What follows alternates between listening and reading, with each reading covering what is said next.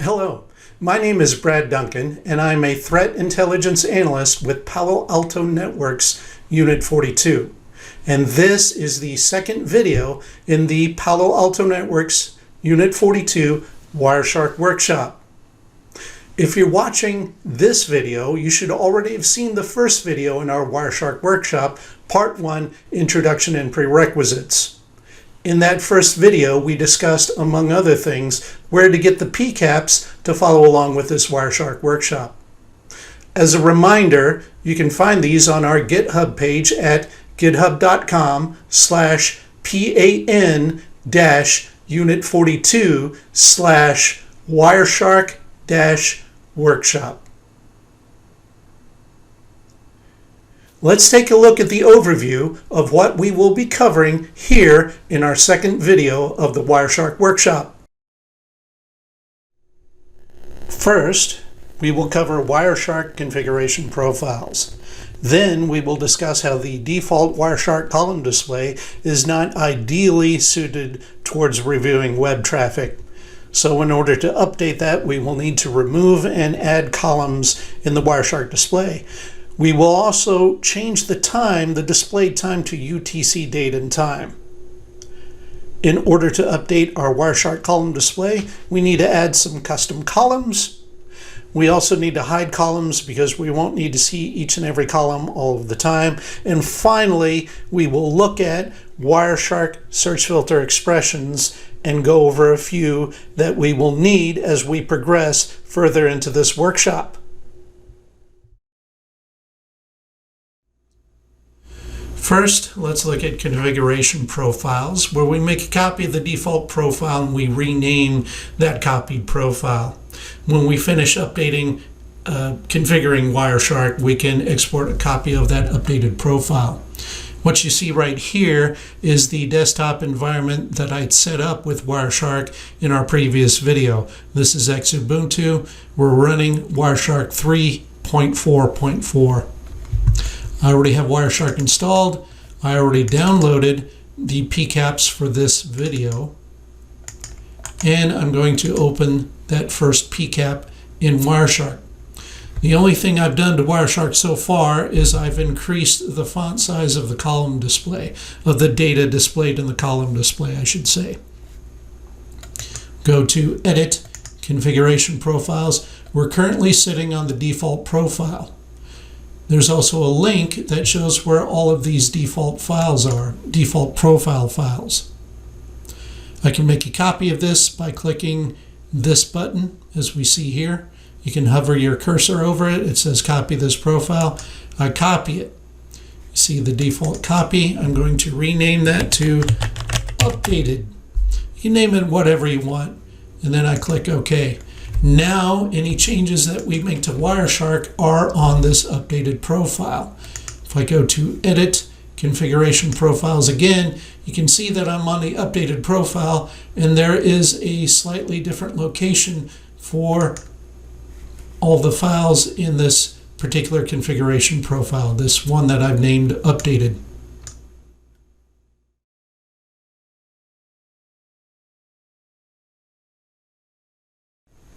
Okay, we have Wireshark open here. Let's look at the display. This top third is the column display, which has various columns, and we can click on each of the frames that are listed in this packet capture. In the middle is the frame details. Depending on which frame you have clicked in the column display, you'll see details of the frame.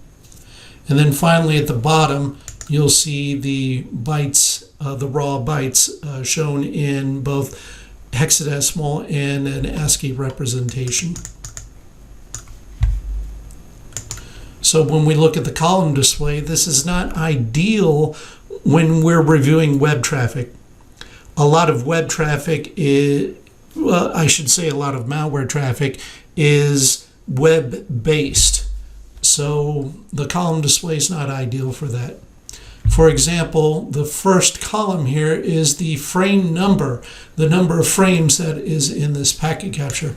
If we scroll all the way down to the end, we can see that this packet capture has 4,780 frames. The time is seconds since the first frame of the packet capture, which in this case, that last frame is 96.359867 seconds. And the very first frame will be at 0 seconds. We have our source address. We have our destination address. We have our protocol, the protocol of the detected frame. We have here under length that says packet length in bytes, but for example, this ARP is actually a frame. DHCP, that's IP address, but everything that shows a MAC address here, that is not an actual packet, that's a frame. That's below the packet level. So it's actually the length of the packet or the frame in bytes, and then finally you have the info. Now I'm going to maximize this as we go through it.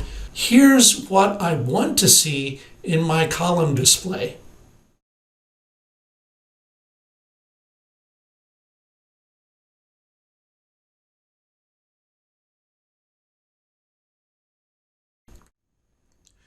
So I remove 3 columns from the default column display.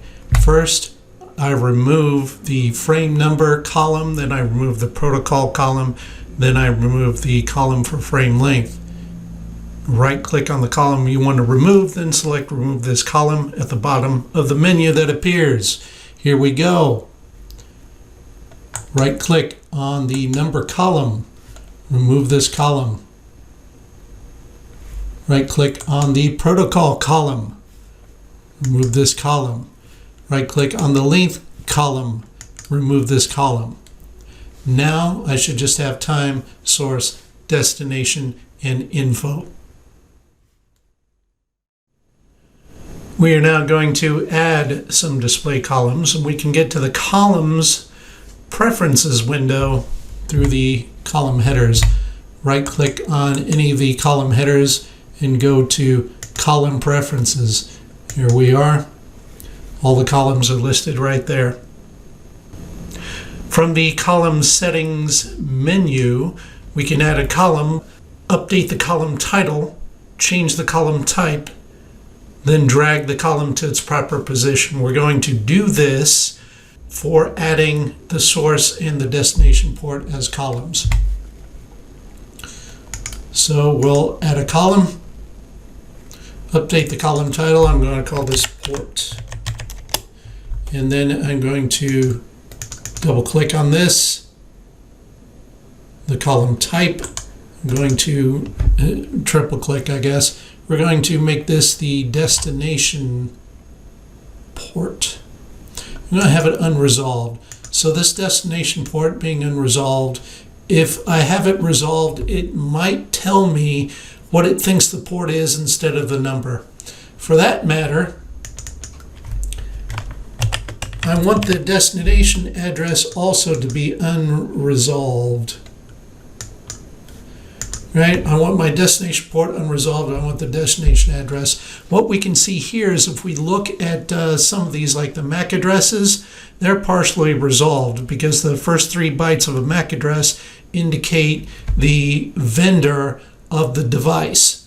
So you can see with some of these MAC addresses that are listed in the column display, I'm not seeing the actual MAC address. I'm seeing only the last part of the MAC address and then the first part of the MAC address resolved to a vendor. I don't want to see that. We're going to add the source port. And I'm going to go to source port unresolved, right? I'm going to drag it up to, whoops. All right. I'm also going to change the source address to unresolved.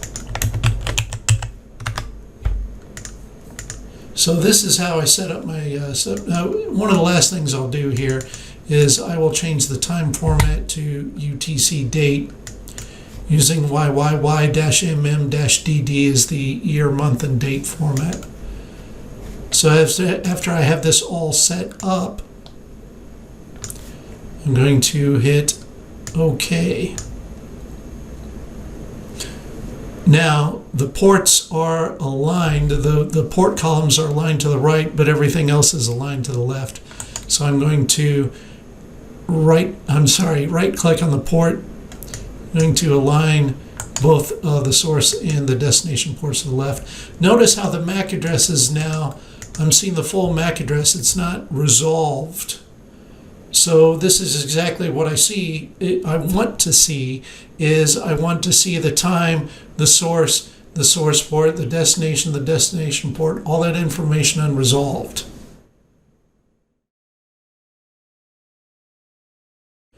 I also want to see the time. The time should be in seconds. I already have it as UTC date and time, but I want to see the date in only resolved to the second, not the microsecond or the picosecond or whatever it's resolved to. So I can go to View, Time Display Format, UTC date and time of day. I'm going to do this even though I've already done that on the column preferences. I'm going to set that up anyway. And I'm going to do View, Time Display Format, and go to seconds. Now it is much better. Now I have a full view of the source and destination, the associated ports, if there are ports, if it's TCP or UDP. For reviewing web traffic in Wireshark, it is very helpful to have a new column that displays the domains associated with HTTP and HTTPS traffic. And we can do this by adding a custom column. In fact, we can create a column for just about any value displayed in the frame details panel. This is how I used to do it. I'd filter for HTTP traffic, find the HTTP host name in the frame details, right-click on that item to bring up a menu and select the Apply as Column option in that menu. And then I'd do the same for HTTPS traffic. Then I would combine the two. However, it is much easier to create a custom column within the column preferences menu and then use the appropriate string in the field value, which is how we're going to do it for this workshop.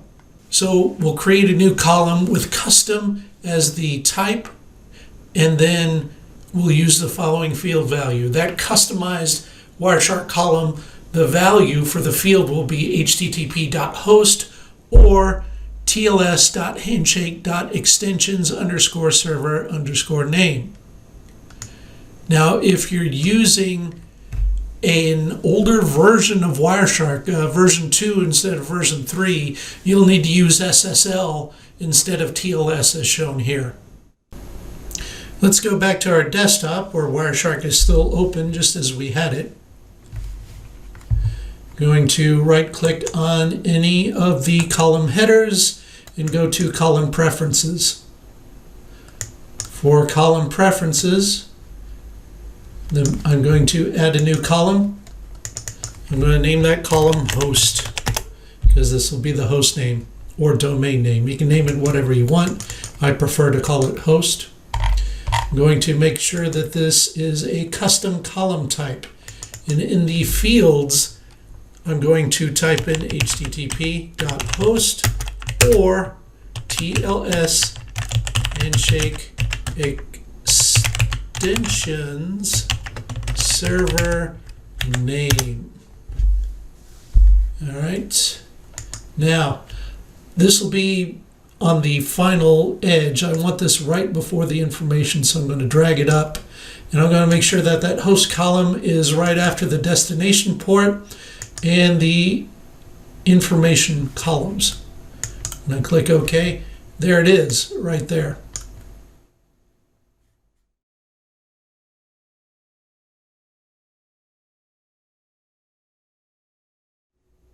Quite often, you will not need to view every column all of the time. For me, I generally hide my source address and source port columns for a number of reasons when I am filtering on web traffic. It's relatively easy. We'll go back here. I don't want to see my source port, so I'm right-clicking on any of the column headers, and anything that's checked is what I see. So I'm going to uncheck the source address, and as you can see, the column has disappeared. It's still there, it's just not being shown. I'm also going to unclick the source port. Now we should have time, destination address, destination port, host, and information.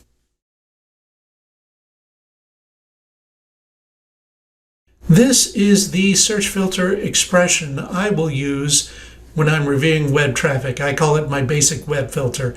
Keep in mind this is for more recent versions of Wireshark, anything version 3 or better.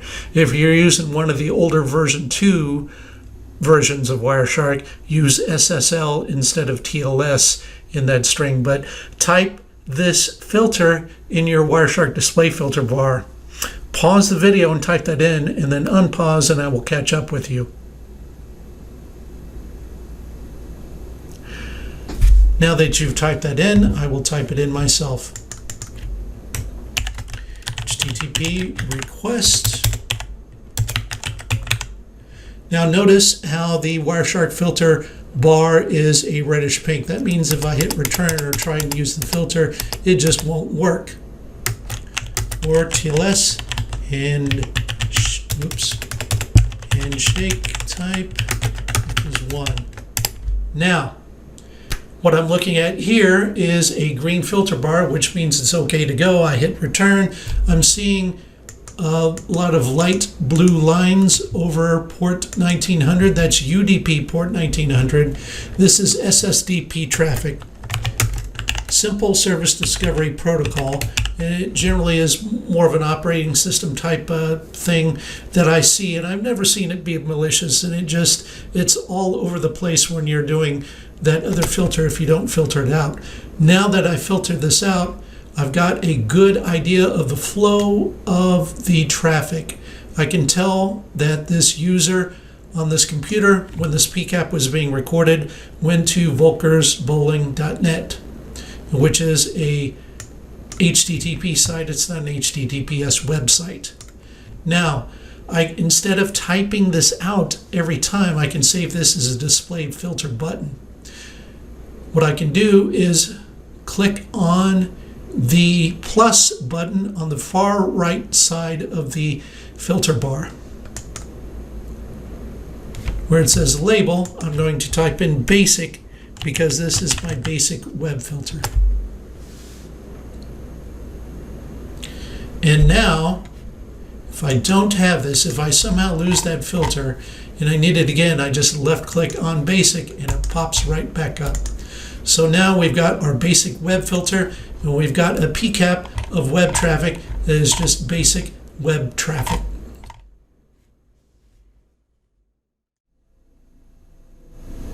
In addition to the basic web filter, I have two other filter buttons that I keep on hand at all times. One is Basic Plus. That is the basic web filter. Plus, I'm also looking for those TCP segments that have SYN flags because I'm looking for the start or attempted start of any TCP connections. The next one is Basic Plus DNS, which is my Basic Plus filter, and I'm also looking at DNS queries and responses. Please pause the video and create those next two filter buttons. When you unpause the video, I will do these myself, and you can see how I'm doing it if you're having any problems.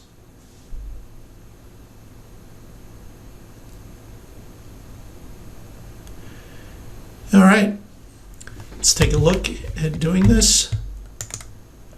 I'm going to put or TCP flags equals 0x0002.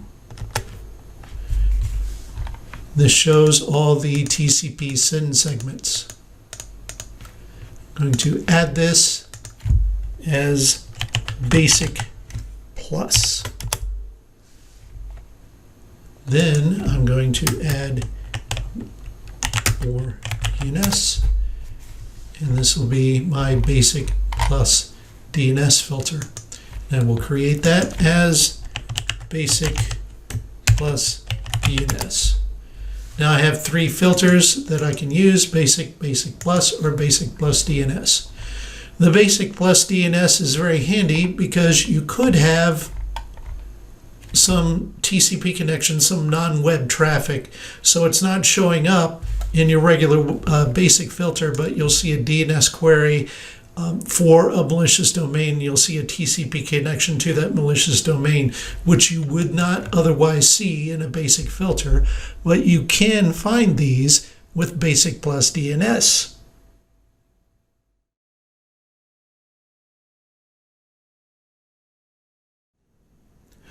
Now that you've customized Wireshark, don't forget to export your updated configuration profile. Also, our second PCAP of this particular Wireshark workshop video is traffic using IPv6 instead of IPv4. It really is hard in the year 2021 to find good IPv6 traffic, and I certainly don't really run into it at all. I don't think I have ever run across malware that has used IPv6 traffic. That's not to say it hasn't happened, I just haven't run into it in my day-to-day research. Now, let's go through and edit configuration profiles. I'm going to export one selected profile, go to my downloads folder. I'm going to save this as updated Wireshark config. All right, and that profile has been exported. Now, if I set up Wireshark on another computer, I can always import that specific Wireshark configuration.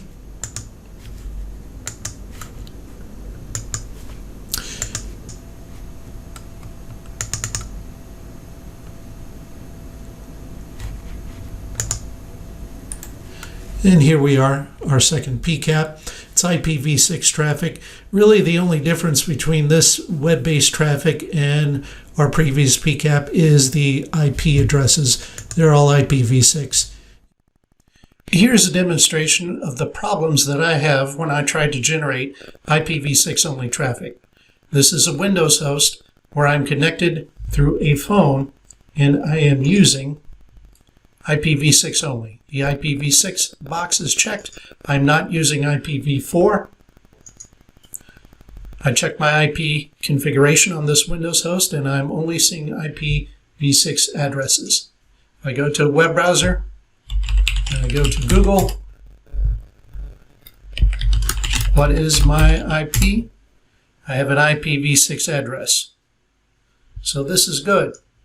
I can go to Wikipedia, for example, no problem. There are many places that I can go using IPv6. However, if I want to go to a place, say like Walmart, which is very popular in the United States, and I want to shop through their website, I cannot reach Walmart.com. I cannot reach that website.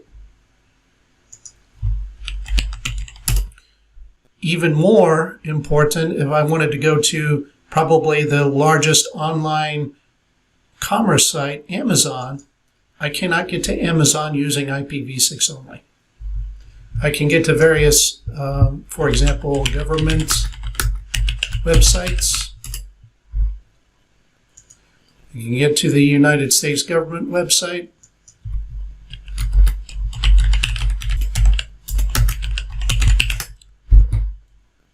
I can get to the European Union website.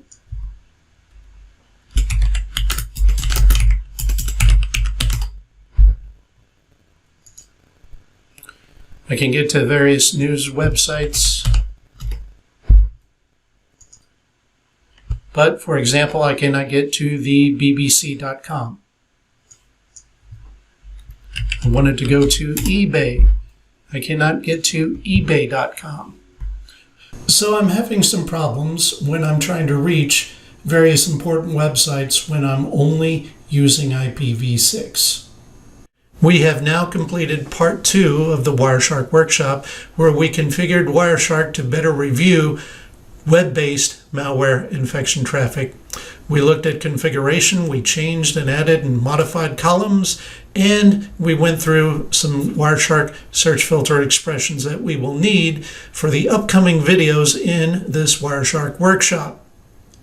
Thank you for watching, and our next video will be part 3, host identification.